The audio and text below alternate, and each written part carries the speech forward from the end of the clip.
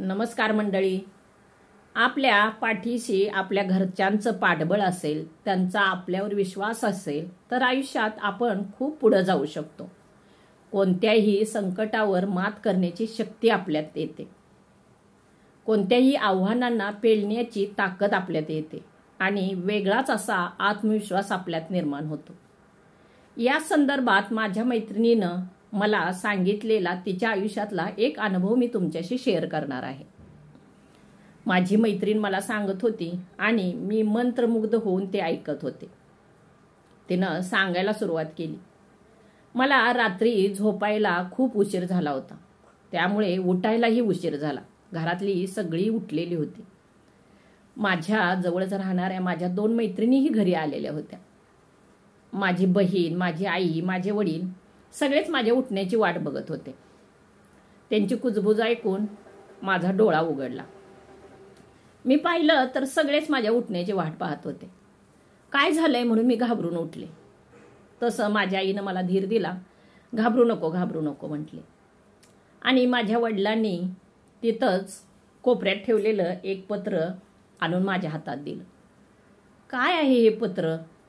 मी त्यांना प्रश्नार्थक नजरेनं विचारलं. तर ते म्हटले, वाच. मी वाचायला चालू केले. ते एक प्रेमपत्र होतं. मग त्याच्यातला जसा मजकूर वाचल तसं मोठ्यानं वाचता वाचता माझा आवाज खाली खाली गेला. त्याच्यात प्रेमपत्र म्हटल्यावर ना सगळ्याच गोष्टी होत्या. झाडं, फुलं, पानं, निसर्ग, पाणी, शेरशायरी, प्रेमाच्या आणाभाका, ह्या बऱ्याच गोष्टी त्याच्यात होत्या. मला काही कळेनच हे पत्र कोणाचं आहे, काय मला उद्देशून लिहिलं होतं, माझं वरती नाव होतं, ह्यावरनं ते मलाच लिहिलं होतं हे माझ्या लक्षात आलं. पण ते पत्र पाहून मी गडबडले आणि घरातल्या माझ्या मैत्रिणी आणि माझे आई, वडील, बहीण यांच्याकडं मी पाहिलं. पण माझे वडील म्हटले, तू काही काळजी करू नको, आमचा तुझ्यावर विश्वास आहे. हे पत्र कुणीतरी सूडबुद्धीनं लिहिलंय हे आम्हाला कळतंय आणि त्याच्या मागचं कारण म्हणजे आम्ही तुला शाळेत घालू नये, तू पुढं शाळा शिकू नयेस, कुणाचं चांगलं झालेलं कुणाला बघवत नाही म्हणून हे पत्र लिहिले. तू माझ्या दारातली तुळशीच्या कट्ट्यातली तुळस आहेस. माझा तुझ्यावर पूर्ण विश्वास आहे. आता तू अजून जोमानं अभ्यासाला लाग आणि पहिला नंबर काढ. मी तुला अजिबात शाळेतनं काढणार नाही. हे ऐकून मला गहिवरून आलं. त्या पत्राच्या खाली तुझाच राम घेवारी असं लिहिलं होतं. पण ते शक्यच नव्हतं, कारण तो मुलगा 10वीत असताना नापास झालेला होता आणि असं काही करण्यातला तो नव्हताच. मला खात्री होती हे त्यानं केलेलंच नव्हतं, त्यामुळं त्याला जाऊन विचारण्याचा प्रश्नच होत नव्हता. आम्ही 11वीला जात होतो. कॉलेज आमच्या घरापासून 10वीपर्यंत आमच्या गावात शिक्षण घेतलं जात होतं आणि पुढं आम्हाला 11वीला आमच्या गावापासून 18 ते 19 किलोमीटरवरती प्रवास करायला लागायचा. रोज बसनं येणं जाणं चालायचं. बसचा रोजचा प्रवास चालू होता. त्यामुळं मला पत्र द्यायचंच असतं तर ह्या प्रवासाच्या दरम्यान मला कुणीही देऊ शकत होतं किंवा मला सांगायचंच असतं. कुणाच्या मनात अशी भावना असते तर त्या काळात करू शकलं असतं, पण हे करायचंच नव्हतं. मूळ उद्देश होता तो मला शाळेतनं माझ्या वडिलांनी काढावं, कारण घरी पत्र देण्याची गरजच नव्हती. झालं 15 दिवस गेले. हा विषय आम्ही विसरूनही गेलो. सगळ्यांनी माझ्यावर जो विश्वास दाखवला त्यामुळं मी कृतज्ञ त्यांच्या बाबतीत झाले होते. असंच एक दिवस कॉलेज चालू होतं, माझा अभ्यास चालू होता.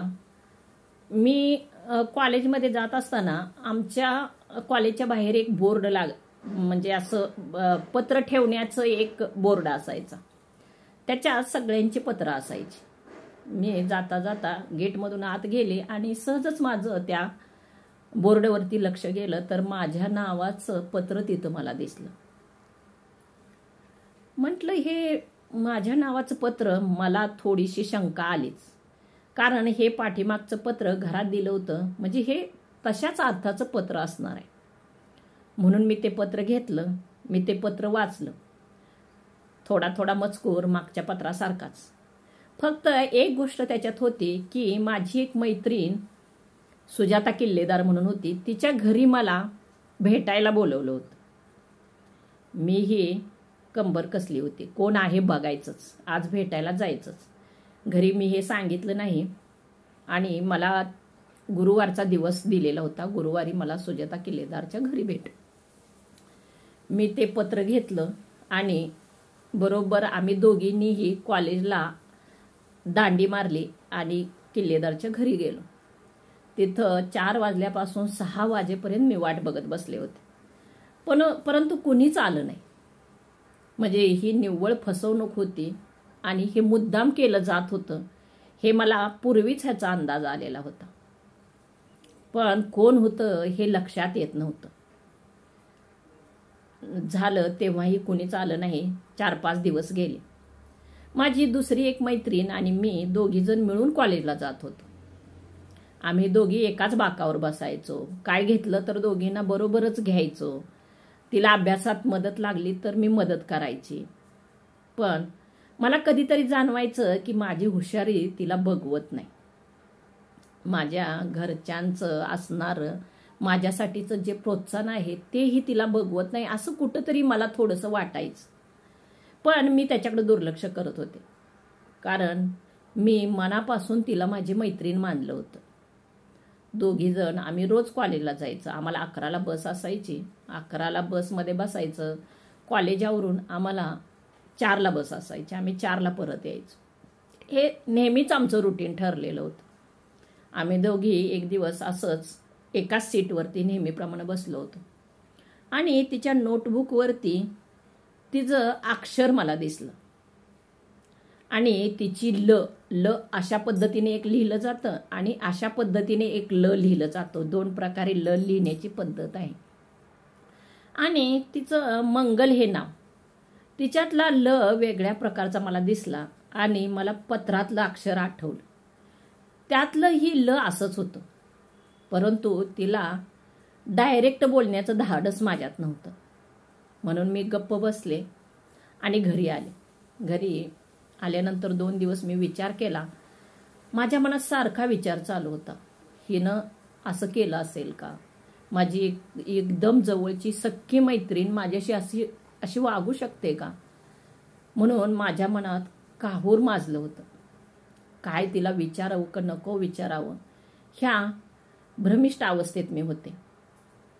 तशीच दुसऱ्या 2 दिवसानं कॉलेजला गेली. मी 2 दिवस सुट्टीच टाकली, गेलेच नाही. 2 दिवसांनी मी कॉलेजला गेले. ते पत्र माझ्याबरोबर होतं आणि तिच्याकडून मी तिचं एक नोटबुक मागून घेतलं कॉलेजला गेल्यानंतर आणि त्या पत्रातलं आणि तिच्या नोटबुकमधलं अक्षर मी तपासून पाहिलं. अक्षर हुबेहूब होतं. मला कळलं.